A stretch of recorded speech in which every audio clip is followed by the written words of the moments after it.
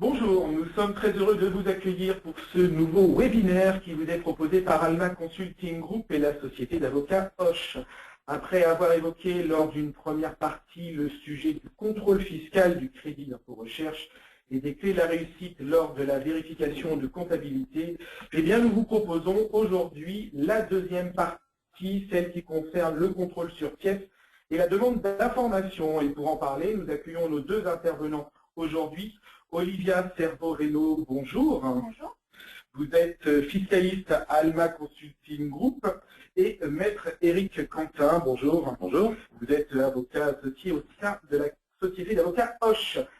S'il est vrai que notre système fiscal déclaratif permet à tout contribuable de déposer une déclaration de crédit d'impôt recherche, à condition bien sûr de remplir les conditions qui sont posées par la loi pour pouvoir bénéficier de ce dispositif, eh bien, il n'en demeure pas moins que l'administration dispose, elle, d'un pouvoir de contrôle étendu. Et en matière de crédit d'impôt recherche, les modalités de contrôle sont diverses et appellent de la part des contribuables, bien évidemment, la plus grande vigilance. Bref, pour réussir un contrôle du crédit d'impôt recherche, sachons l'anticiper et maîtrisons les points clés des procédures. C'est donc le sujet que vous propose ce webinaire aujourd'hui. Un webinaire qui se veut interactif. Vous avez la possibilité de pouvoir poser vos questions et pour cela, vous utilisez la fenêtre de chat qui apparaît sur votre écran à droite normalement. Vous posez vos questions et nous pourrons y répondre tout au long de ce webinaire. Je vous propose même et je vous conseille même de pouvoir poser vos questions tout au long. N'attendez pas la fin pour que nous puissions avoir le temps de recueillir vos questions et pour que nous puissions y répondre. Pour démarrer, Olivia, commençons par quelques propos introductifs, notamment les principes encadrant le pouvoir de contrôle de l'administration fiscale et les différentes formes de contrôle fiscaux. Merci beaucoup, Jean-Noël. Donc effectivement, Eric et moi sommes ravis d'animer cette deuxième partie de la présentation du contrôle fiscal du CIR. Alors, j'utiliserai cette appellation pour créer un peu de recherche afin de aller un peu plus rapidement. Alors, revenons sur les raisons d'un tel contrôle. Pourquoi est-ce que l'administration fiscale peut-elle contrôler vos déclarations crédit impôt recherche? Eh bien, effectivement, il s'agit d'une contrepartie du système fiscal français déclaratif et qui offre la possibilité à l'administration fiscale de pouvoir contrôler vos déclarations. Alors, combien de temps dispose-t-elle pour contrôler ces déclarations? S'agissant du crédit impôt recherche, elle dispose jusqu'à la fin de la troisième année qui suit celle du dépôt de la déclaration spéciale 2069 ASD spécifique au crédit d'impôt recherche. À titre d'exemple, si on prend une société qui clôture sur une année civile, donc au 31 décembre, par exemple 2014, s'agissant de votre CIR 2014, vous devez la déclarer donc jusqu'au mois de mai 2015 et le délai de reprise de l'administration fiscale eh bien, va jusqu'au 31 décembre 2018. Alors, l'administration fiscale, elle s'est dotée de pouvoirs qui sont assez importants, à la lumière notamment des dernières actualités sur des différents comptes à l'étranger et autres.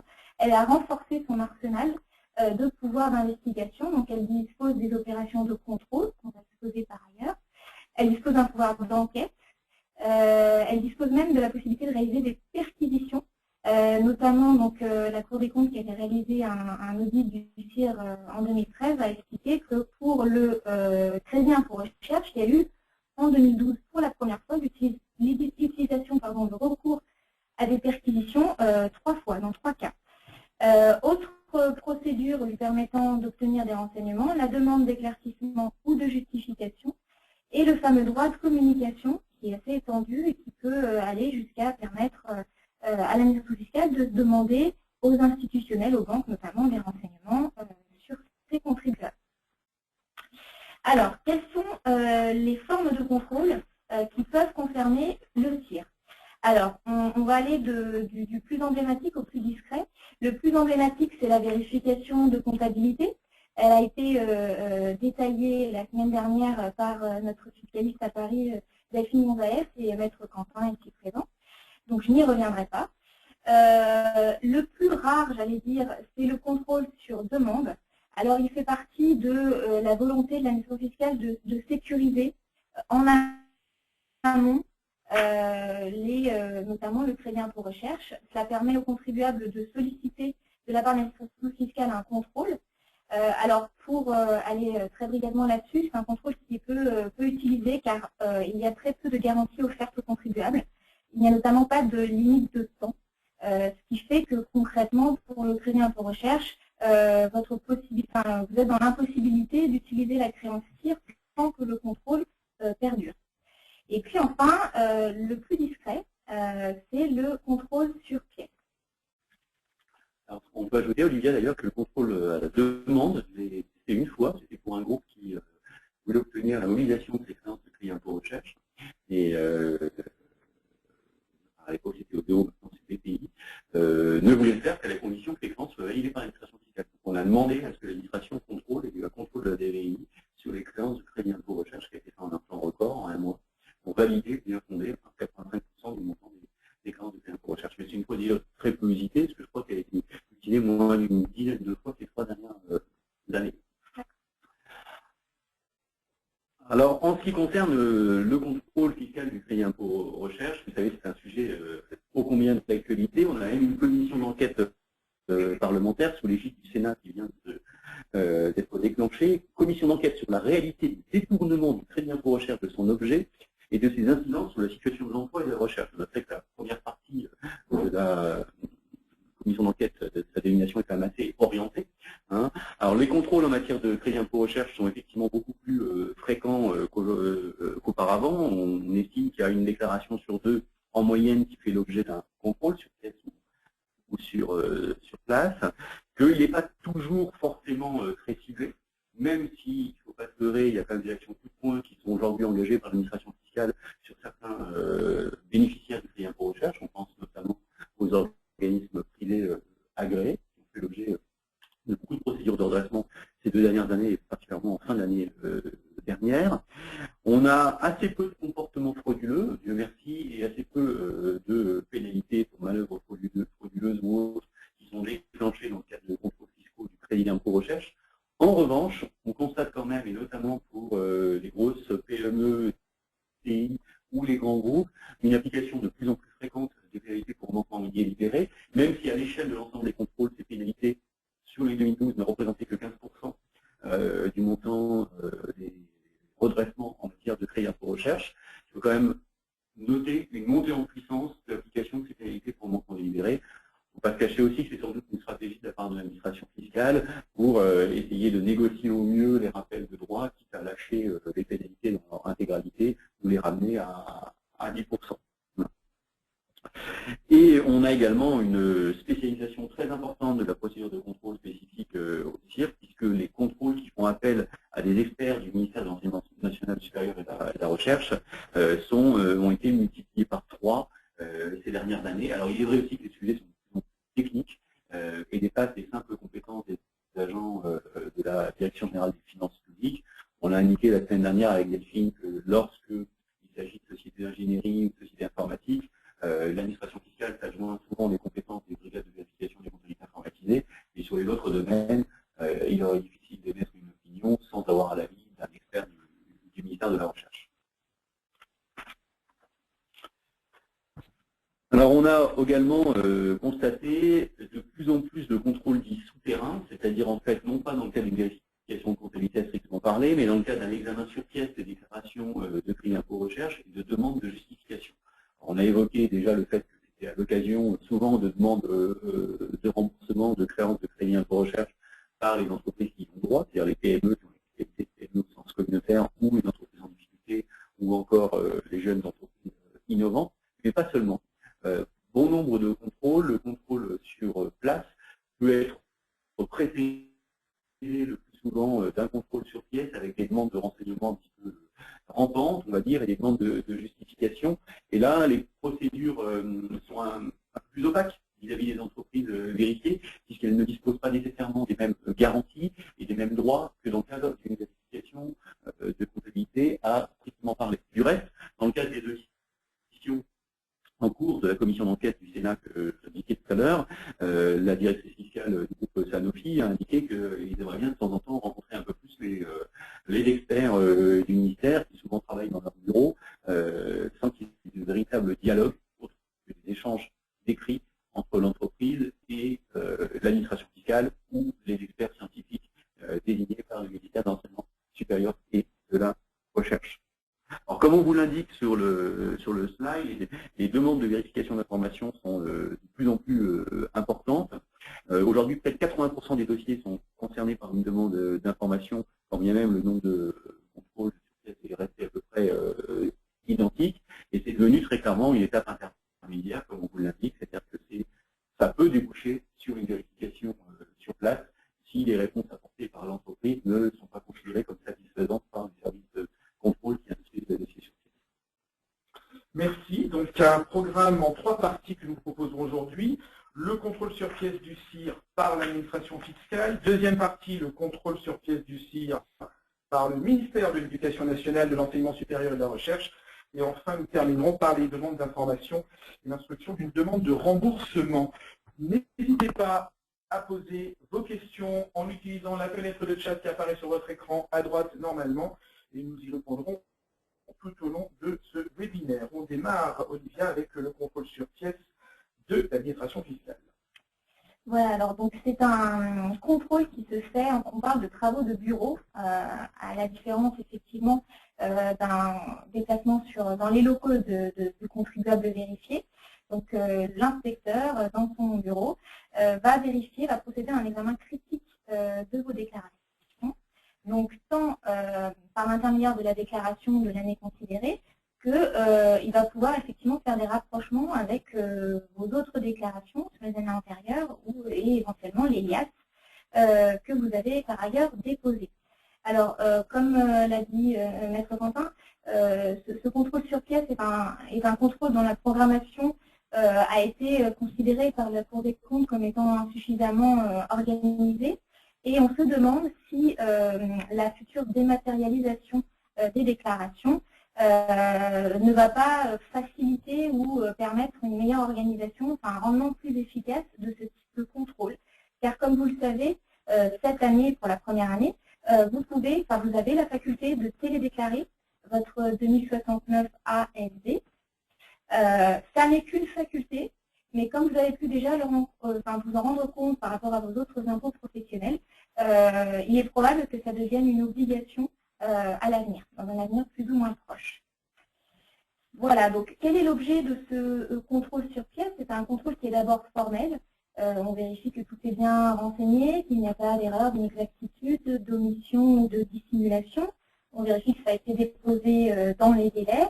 Et puis, on vérifie que toutes les pièces dont la production est obligatoire, eh bien, ils sont bien joints à la déclaration.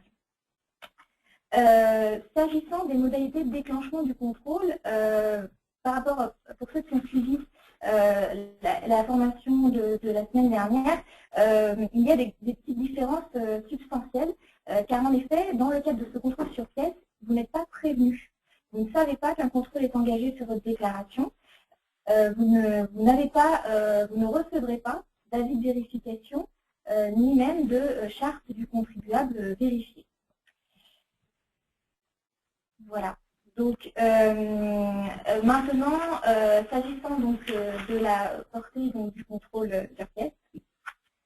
Alors, le contrôle sur pièce, effectivement, il peut porter sur toutes les années qui sont pas prescrites, et non pas seulement sur la dernière année déclarée, ainsi que sur les déclarations afférentes des années prescrites, mais qui comportent un déficit reporté sur les années non atteintes par la prescription. Alors, pour précéder une question qui a été posée, voilà, on parle en matière d'impôt sur les sociétés, hein, puisque l'administration est fondée à s'assurer du bien fondé des reports déficitaires qui sont imputés sur les bénéfices réalisés au titre du premier exercice non prescrit. Par contre, en matière de créance de crédit d'impôt recherche, bien qu'un résultat ait été déficitaire, si une créance a été déterminée sur un exercice qui est prescrit, l'administration ne peut pas remettre en cause une créance de crédit d'impôt recherche, par exemple afférente à l'année 2008, hein, quand bien même l'exercice serait déficitaire. D'accord? Comme le disait Olivia en propos introductif, le contrôle ne peut porter que jusqu'à la fin de la 3e année qui suit celle du la déclaration de crédit d'impôt recherche, sans le fait que l'exercice soit déficitaire ou bénéficiaire. En revanche, en matière d'impôt sur les sociétés, à strictement parler, le contrôle sur pièces peut porter sur des années prescrites, mais qui comportent un déficit pour porter sur les années ultérieures. Aucune disposition spécifique concernant la possibilité d'un contrôle sur pièce avant ou après une vérification de comptabilité. En fait, on considère qu'un contrôle sur pièce qui succède à une vérification de comptabilité ne constitue pas une deuxième vérification de comptabilité prohibée par l'article L51 du livre des procédures fiscales. Alors, à l'issue du contrôle sur pièce, deux situations sont envisageables. La situation où tout va bien, c'est-à-dire que les réponses que vous avez abordées aux demandes de renseignement ou d'éclaircissement de l'administration fiscale n'ont pas suscité de commentaires particuliers de la part de celle-ci. Elle est satisfaite de vos réponses. La situation est considérée comme régulière. Le dossier est classé UPI. Deuxième situation, en revanche, les réponses du contribuable sont inexistantes ou elles ont été apportées dans les délais, mais elles sont considérées comme insuffisantes par l'administration fiscale. Donc l'administration a deux situations possibles. Soit elle demande encore des pièces complémentaires, soit elle redresse sur la base des éléments dont elle dispose si elle estime qu'ils sont nécessaires, qui sont suffisants pour asseoir son redressement, soit eh bien, elle déclenche un contrôle sur place, une vérification de comptabilité soit générale, soit ciblée sur le crédit d'impôt recherche. Donc il est important, évidemment, lorsqu'on fait de demandes d'informations dont il est indiqué qu'elles n'ont pas nécessairement un caractère contraignant, d'apporter toutes les justifications requises par l'administration fiscale, sinon vous vous exposez à un contrôle plus général. Merci. Alors nous avions évoqué lors de la première partie de ce webinaire, dans le cadre de la vérification de comptabilité, on avait parlé d'une rencontre qui était possible. Là, apparemment, on remarque qu'il n'y a pas de rencontre prévue entre le contribuable et l'administration fiscale à l'occasion d'un contrôle sur pièce. Alors, est-ce qu'il existe la possibilité d'un débat contradictoire et si oui, comment il peut se concrétiser? Alors, effectivement, un débat oral contradictoire n'est pas organisé de manière aussi structurée que ça peut l'être dans le cadre d'une vérification de comptabilité. C'est-à-dire que, par exemple, vous n'avez pas de rencontre, enfin, de réunion de synthèse ou de rencontre avec le supérieur hiérarchique ou l'interlocuteur départemental. Néanmoins, ce débat contradictoire existe. À titre exceptionnel, je pense que Maître Quentin peut le confirmer, il est déjà arrivé qu'on puisse, dans le cadre d'un contrôle sur pièce, rencontrer quand même le supérieur hiérarchique de l'inspecteur en charge de la vérification de la déclaration. Par ailleurs, ce débat contradictoire, il existe à l'écrit. C'est-à-dire qu'il va y avoir des échanges, donc des demandes d'information, puis des demandes d'information complémentaires auxquelles le contribuable va pouvoir répondre. Parfait. Eh bien, une autre question éventuellement qu'on peut évoquer. On va peut-être poursuivre directement avec la partie liée au contrôle sur pièce du CIR par le ministère de l'Éducation nationale, de l'enseignement supérieur et de la recherche. Olivia, vous avez la parole, vous la conservez. Donc, effectivement, le MENESR peut être à l'initiative du contrôle sur pièce.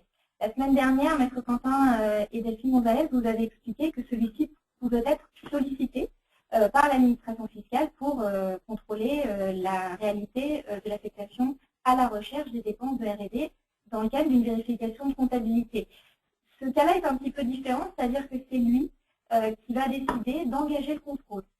Alors, au cas particulier, il y a assez peu d'experts, hein, comme l'a dit Maître Quentin, les moyens du MENESR ou de sa structure décentralisée, c'est-à-dire la délégation régionale à la recherche à la technologie, la D2RT, sont encore insuffisants a priori pour réaliser un contrôle qui permette d'avoir des échanges comme on a pu l'exposer précédemment, mais c'est vrai que c'est une tendance à l'heure actuelle qu'on voit émerger, c'est-à-dire que le MENESR prend l'initiative des contrôles.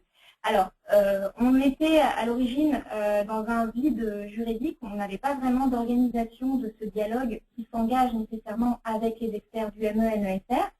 Le décret du 5 février 2013 est venu garantir un certain nombre de droits et un petit peu organiser et structurer cette procédure qui est, comme vous le constatez, assez récente.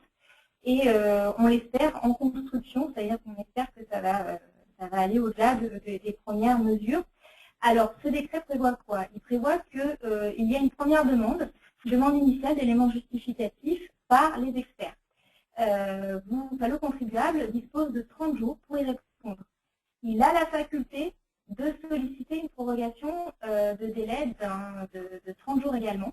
Alors, contrairement à ce que vous avez pu voir la semaine dernière dans le cadre de la vérification de comptabilité, cette prorogation de délai n'est pas obligatoire. C'est-à-dire que, contrairement à la vérification de comptabilité, où lorsque vous êtes dans le premier délai initial de 30 jours et que vous demandez une prorogation, celle-ci vous est nécessairement accordée, là, ça n'est pas le cas.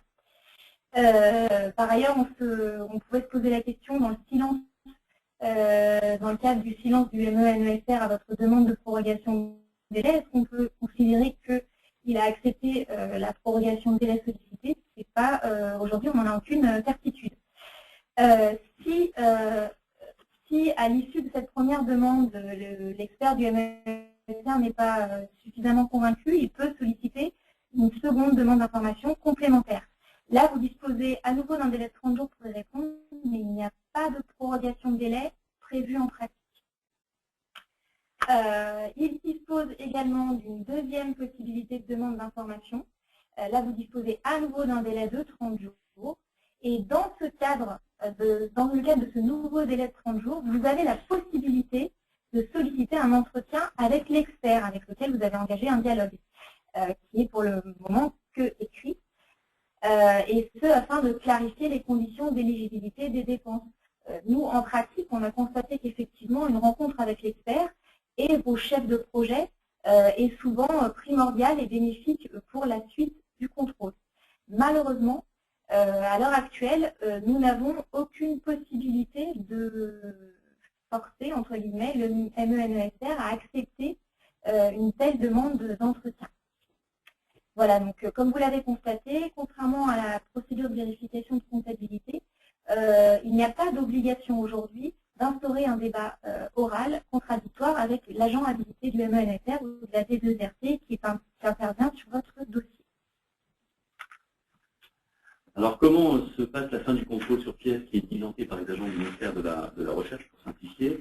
À l'issue de son contrôle, l'expert du ministère va transmettre son avis motivé.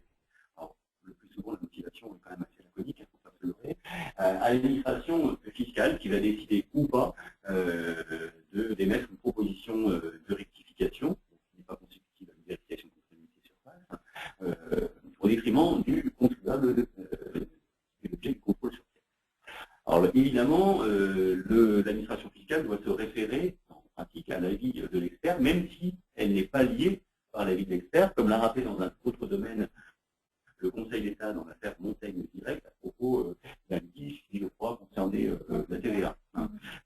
Donc, c'est paradoxe, c'est que l'administration fiscale n'est pas tenue de suivre une expertise d'un tiers, mais en pratique, elle le fait et souvent elle se réfugie derrière cette expertise parce qu'elle n'a pas les compétences suffisantes en interne pour dire si un projet est éligible ou pas au bénéfice du crédit d'impôt recherche. Et en tout cas, la cause, bien entendu, comme toute proposition de rectification, en cas de rejet d'un projet à l'éligibilité au CIR, eh bien l'administration doit motiver sa proposition de rectification pour que le contribuable puisse y répondre de manière la plus constructive possible. Puisqu'en effet, pardon, je l'ai peut-être pas forcément dit, mais le MENESR a la possibilité d'initier le contrôle, mais il n'a pas la possibilité de rectifier. Non. La main reste à l'administration fiscale qui, elle seule, peut émettre des propositions de rectification. Effectivement, Liliane, c'est le caractère dual de ce contrôle. Seule l'administration fiscale et les agents de la Direction générale des finances publiques sont habilités à proposer des rectifications aux contribuables. Alors, bien évidemment, les agents du ministère de l'Enseignement national supérieur de recherche sont tenus au secret professionnel. Cette obligation s'impose à eux comme dans le cas d'une vérification de comptabilité classique, au même titre que les agents de l'administration fiscale. Mais c'est souvent un point qui fait débat au sein des entreprises qui sont réticentes à fournir des informations qui sont considérées comme souvent trop stratégiques, notamment a des dépenses de R&D qui peuvent leur donner une avance technologique sur des concurrents, eh bien, il y a toujours une crainte de la part des entreprises de se dessaisir d'une partie des éléments confidentiels, de peur qu'ils aillent ensuite dans des mains qui ne sont pas forcément désirées. Et ça, c'est un sujet très sensible, notamment des entreprises qui évoluent dans des secteurs d'activité où les compétiteurs sont assez importants et situés à l'étranger, sont très réticentes et demandent parfois à ce que les experts viennent consulter des documents sur place. Les experts du MESR, comme vous l'avez dit, sont assez peu nombreux et sont aussi réticents à se déplacer, ils n'ont pas forcément les moyens de le faire. Donc là, il faut essayer de trouver une solution avec l'administration fiscale, mais on a souvent de réelles difficultés dans ce cas. Merci. Alors, si le secret professionnel, on l'a compris, est une garantie qui est consacrée dans le cadre du contrôle sur pièce, qu'il soit réalisé par l'administration fiscale ou qu'il soit réalisé par le ministère, on constate quand même que les droits du contribuable vérifié sont bien moins développés dans le cadre de ce contrôle par le ministère que dans le cadre d'une vérification de comptabilité, comme on l'avait déjà vu. Qu'en pensez-vous, Olivia? Alors, effectivement, il y a eu quand même des améliorations en 2013. On a vu que quand il y a un avis de rejet, il faut que celui-ci soit motivé. Alors, comme l'a dit très justement, parfois c'est assez laconique, mais ils sont quand même tenus de justifier leur position, ce qui peut permettre aux contribuables de réorienter ses réponses ou d'ajouter des éléments complémentaires. Par ailleurs, il y a ce débat au moins écrit qui est plus ou moins organisé. Néanmoins, notamment Alma a une réelle activité de lobbying à ce sujet-là pour aboutir à une amélioration significative des droits du contribuable vérifié dans le cadre d'un contrôle diligenté par le MENESR. Comme on l'avait rapidement évoqué lors du précédent webinaire, ce qu'on souhaiterait, c'est une consécration d'un droit à un débat oral et contradictoire avec l'expert, c'est-à-dire que il faudrait qu'il y ait une organisation un peu à l'instar de ce qui se fait dans le cadre d'une vérification de comptabilité, qui est une organisation des contrôles, des rendez-vous avec les experts du MESR, qu'il y ait également l'obligation pour l'expert d'analyser les compléments techniques qui sont transmis par le contribuable vérifié. Et enfin, alors c'est toute l'actualité aujourd'hui, la commission qui se tient actuellement dans le Sénat a reçu déjà de la part de grands groupes qui ont déjà été audités des alertes et notamment Madame Anton, directeur fiscal de Sanofi, a exprimé récemment que l'un des problèmes qu'il y avait dans le cadre des contrôles diligentés par le MENESR, c'est que notamment ce ministère manquait significativement de moyens pour permettre d'organiser ces réunions et ces rencontres. Merci. Si vous avez des questions, n'hésitez pas à les poser en utilisant la fenêtre de chat qui apparaît sur votre écran et nous y répondrons. On poursuit avec vous, Eric, sur la demande d'information et l'instruction d'une demande de remboursement. Oui, alors dans le cadre d'une demande de remboursement, eh bien l'administration peut être amenée à poser des questions, parce qu'elle a une grille d'analyse, on en a parlé un petit peu déjà ainsi que la semaine dernière, notamment est-ce que l'entreprise qui sollicite le remboursement est récente, est-ce qu'elle dispose de locaux, de personnel affecté à des activités de R&D, est-ce qu'elle exerce une activité qui est proche de R&D ou au contraire qui peut sembler très éloignée des préoccupations du crédit d'impôt recherche, etc., etc. Donc ces demandes d'information, elles n'ont pas de caractère contraignant, mais en pratique, il est évident qu'il est préférable d'y répondre, d'autant que si vous y répondez correctement, l'administration vous indique que si cette réponse est correcte, en l'absence de réponse d'administration dans les 60 jours, la procédure sera considérée comme close et la demande de remboursement pourra être satisfaite et le remboursement interviendra.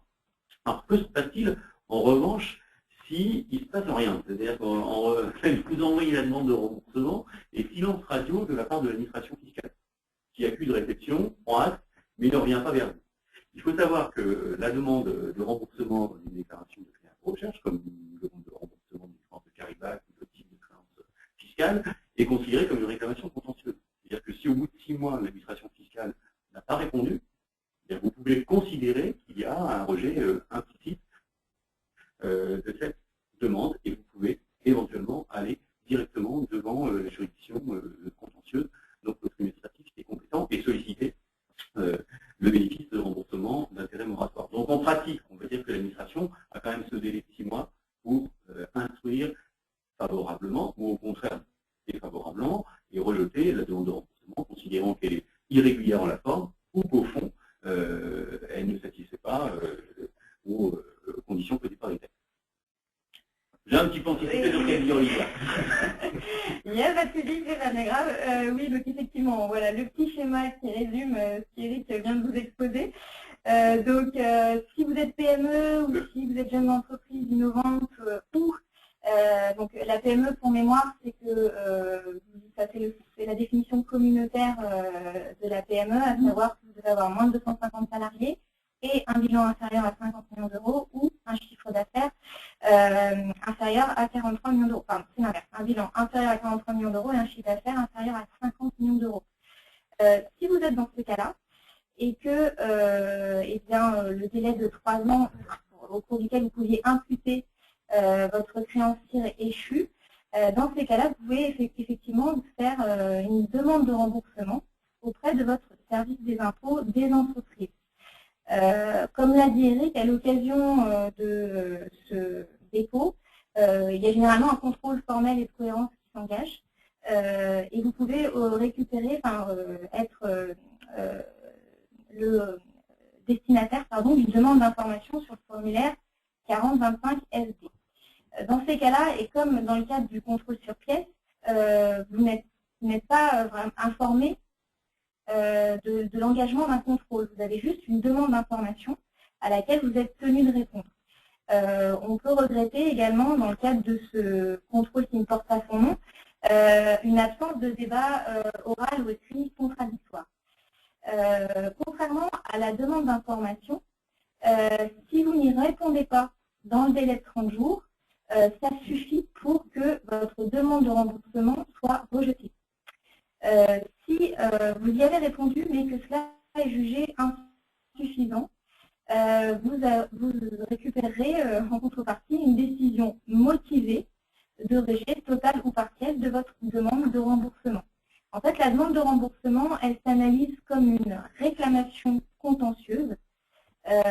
Du coup, cela veut dire que s'il y a une volonté de votre part de contester le rejet de votre réclamation, vous disposez d'un délai de 2 mois pour introduire directement devant le tribunal administratif une requête introductive d'instance. Vous l'avez constaté, toute la partie précontentieuse, dans le cadre d'une demande d'information suite à une demande de remboursement, comme c'est considéré comme étant un rejet d'une réclamation contentieuse, on perd toute la partie dialogue avec l'administration fiscale dans le cadre d'un contrôle précontentieux. Alors, Eric, je vous laisse parler éventuellement des alternatives à cette demande de remboursement. Oui, alors on a tendance à oublier que souvent on peut compenser des créances et des dettes fiscales auprès du service des impôts des entreprises ou auprès de la direction des grandes entreprises, si on est une entreprise qui relève de cette direction, et qu'il est tout à fait possible de compenser une créance de crédit impôt recherche avec des dettes fiscales qu'on aurait à l'égard du service des impôts des entreprises. Cette procédure est assez peu utilisée, d'ailleurs au grand désespoir de Bercy. Alors les IFU, qu'on appelle les interlocuteurs fiscaux uniques de la direction des grandes entreprises, pratiquent assez régulièrement ce genre de compensation à l'égard des groupes importants dont ils ont la charge. C'est plus rare au niveau des services des impôts des entreprises pour les groupes qui ne relèvent pas de la direction des grandes entreprises. Mais c'est quelque chose qui est tout à fait envisageable, avec l'accord, bien entendu, du gestionnaire de compte au service des impôts des entreprises. On vous a énuméré ici la nature des dettes fiscales correspondantes. Alors le seul point de blocage, il ne faut quand même pas se cacher, Olivia, c'est que la créance de crédit impôt recherche, tant qu'elle n'a pas été validée, tamponnée, on va dire, par les services fiscaux ou par les experts du MNSR qui ont envoyé le dossier avec un avis favorable à la direction générale des finances publiques, eh bien, les comptables du Trésor ont du mal à procéder à cette compensation ou au remboursement tant qu'il y a un contrôle en cours, et notamment un contrôle du crédit impôt recherche. Ils attendent souvent la fin du contrôle pour permettre ce remboursement ou permettre inéligible tant qu'elle n'a pas été validée au fond par les services de la DGFiP sur expertise ou pas du ministère de la Recherche. Merci Olivia, merci Eric pour cette présentation. Maintenant, place aux questions que vous pouvez nous envoyer en utilisant la fenêtre de chat qui apparaît sur votre écran pour que nous puissions y répondre. On va peut-être revenir sur le dernier point que l'on vient de voir, à savoir les demandes d'information.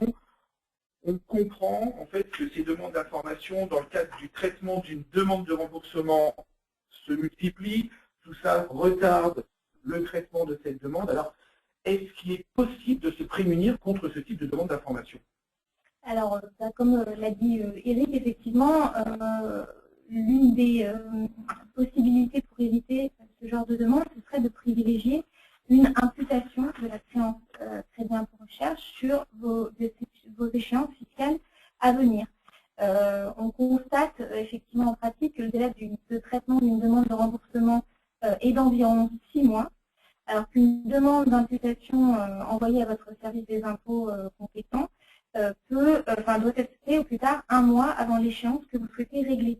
Donc il y a un relatif gain de temps sous les réserves qu'a émises très récemment Eric sur la vérification de la créance. Très bien. Est-ce qu'il y a d'autres demandes à risque concernant le crédit d'impôt recherche? Alors, il y a une chose que n'aime pas du tout l'administration fiscale, ce sont les déclarations rectificatives de crédit impôt recherche. Alors, deux choses possibles. La première, c'est que vous n'avez pas en temps et en heure déposé de déclaration de crédit impôt recherche afférente une année donnée, et puis 2 ans ou 3 ans après, vous vous réveillez et vous déposez une déclaration sur l'année considérée. Ou, deuxième hypothèse, beaucoup plus fréquente en pratique, vous avez bien déposé une déclaration de crédit d'impôt recherche au titre d'une année donnée. Par exemple, vous avez sollicité une créance de crédit d'impôt recherche de 100 000 €, et puis 2 ans après, vous déposez une déclaration rectificative ou complémentaire selon les termes qu'on vient de donner, et vous sollicitez 800 000 € de crédit d'impôt recherche en plus. Alors l'administration fiscale est assez suspicieuse parce qu'elle se dit oui ou là c'est qu'il y a quelqu'un qui est intervenu entre-temps et qui a boosté le crédit d'impôt recherche, surtout en faisant les choses de manière rétrospective. On n'a pas forcément les dossiers qui sont bien calés, etc. Donc très clairement, l'administration fiscale, ce type de déclaration rectificative, elle examine avec la plus grande attention, et vous pouvez être à peu près certain que ça va faire l'objet d'un contrôle sur pièce attentif, voire d'une vérification de comptabilité générale ou ciblée sur ces déclarations rectificatives. On a quelques exemples récents, n'est-ce pas, Olivia? Donc dans ce cas-là, une décision juridictionnelle récente a considéré que cette déclaration rectificative pouvait être traitée comme une réclamation contentieuse. Mais néanmoins, au fond, il est bien évident que dans ce cas de ces demandes, il faut avoir des dossiers qui sont solides, étayés, pour pouvoir répondre aux sollicitations de l'administration fiscale si elle demande des informations précises sur la nature des créances complémentaires, donc soit le remboursement, soit l'imputation est sollicité par l'entreprise. Effectivement, et à l'issue en fait de cette demande d'information qui aurait été suggérée suite à ce dépôt de cette déclaration rectificative, s'il y a un rejet de la part de l'administration fiscale de votre déclaration rétroactive, eh bien vous n'avez d'autre choix que d'introduire à nouveau une requête devant le tribunal administratif. Il n'y a pas toute la procédure, encore une fois, d'échange de débat oral et contradictoire qu'il peut y avoir dans le cadre d'une vérification de comptabilité. Alors, quelqu'un nous pose une question. Exactement. N'hésitez pas à poser vos questions sur la fenêtre de chat. Là, c'est vraiment du direct qu'on vient de recevoir à l'instant. Depuis ces 3 dernières années, nous avons systématiquement des demandes d'informations complémentaires sur notre déclaration de crédit d'impôt recherche. Est-ce inquiétant? Alors, c'est difficile de vous répondre comme ça sans connaître la nature de l'activité de votre entreprise. Peut-être que l'administration fiscale estime qu'au regard de l'activité de l'entreprise, il n'est pas nécessairement évident qu'elle puisse bénéficier de crédit d'impôt recherche, ou tout simplement vous êtes face à un service des impôts des entreprises qui fait un peu de lève et qui n'a pas l'habitude de demander de remboursement pour des montants tels que ceux que vous demandez, ou ceux que vous souhaitez l'imputation sur l'impôt sur la société. Mais c'est vrai que depuis 2 ou 3 ans, l'administration tend à multiplier ce type de demande, à l'égard notamment des PME de création récente. Et elle pose des questions que vous posez, à savoir la sous-traitance, les frais de brevet, les dépenses personnelles avec les qualifications, les attentes et sorties, le temps consacré à la R&D. Ce sont des demandes relativement classiques. Alors le fait qu'elles soient posées systématiquement tous les ans, c'est un petit peu plus ennuyeux, parce que normalement l'administration pose la question une fois, puis si elle estime que l'entreprise répond de manière favorable, il n'y a pas de raison qu'elle y revienne l'année suivante et l'année suivante encore. Mais vous savez, après, il y a de l'humain, hein, donc peut-être qu'au niveau du service des impôts et des entreprises, les personnes ont changé, qu'elles ont nécessairement repris le dossier l'année précédente, qu'elles proposent les mêmes questions. Bon, voilà, c'est difficile de vous répondre comme ça, in abstracto. Parfait. On peut poursuivre avec donc les questions qui sont en train de nous parvenir. Est-il préférable d'attendre la fin du délai de contrôle pour opter pour une compensation? Cela, est-ce que ça pourrait permettre d'éviter les demandes de vérification? Alors c'est vrai qu'il y a certaines entreprises qui le font, tout dépend aussi de la situation de trésorerie hein, dans laquelle se situe l'entreprise en question. En pratique, oui, beaucoup d'entreprises attendent la fin du délai de reprise de l'administration fiscale pour soit solliciter le remboursement, soit solliciter la compensation de la créance de CIR avec d'autres dettes fiscales à l'égard de la Direction générale des finances publiques. Oui, tout à fait. Ce qui n'empêchera pas hein, éventuellement d'autres demandes d'information au moment du dépôt de la demande de remboursement, comme on l'a exposé précédemment. Parfait, merci. Merci Olivia Servorino pour cette présentation. Merci Maître Éric Quentin pour cette deuxième partie donc, du webinaire concernant, pardon, on va parler de contrôle fiscal tout au long. Concernant le contrôle fiscal du crédit impôt recherche avec donc, le contrôle sur pièce et la demande d'information, si vous souhaitez poser encore vos questions et recevoir par exemple la présentation Diaporama, vous contactez Karima Mebarek à l'adresse qui va s'afficher sur votre écran. Prochain rendez-vous avec les webinaires. Notez d'ores et déjà dans vos agendas. C'est jeudi prochain, jeudi 2 avril, à 10 h. Sécurisez votre crédit impôt recherche par la justification scientifique des projets de R&D. On peut aussi un petit peu d'en parler. C'est avec Nathalie Wang et Sylvain Richer. Pour vous inscrire gratuitement, contactez Karima Mebarek. Autre webinaire, l'état de l'art du crédit impôt recherche, mardi 19 mai à 10 h. Vous pouvez également vous inscrire gratuitement pour ces webinaires. Et puis pour aller un petit peu plus loin également, vous pouvez consulter les Alma News Innovation que vous pouvez recevoir également. Et voilà, c'est ça que je voulais, c'était l'adresse de Karima Mebarek qui s'affiche sur votre écran. Je sais par cœur cette adresse. Si vous souhaitez poser vos questions, n'hésitez pas. Si vous souhaitez obtenir la présentation Diaporama, c'est Karima Mebarek que vous contactez. Et si vous souhaitez vous inscrire pour les prochains webinaires, c'est encore Karima Mebarek que vous contactez. Karima, que nous remercions pour l'organisation parfaite de ce webinaire. Merci Olivia, merci Eric. Merci nous vous souhaitons une bonne fin de journée. À bientôt. Au revoir. À bientôt. Au revoir.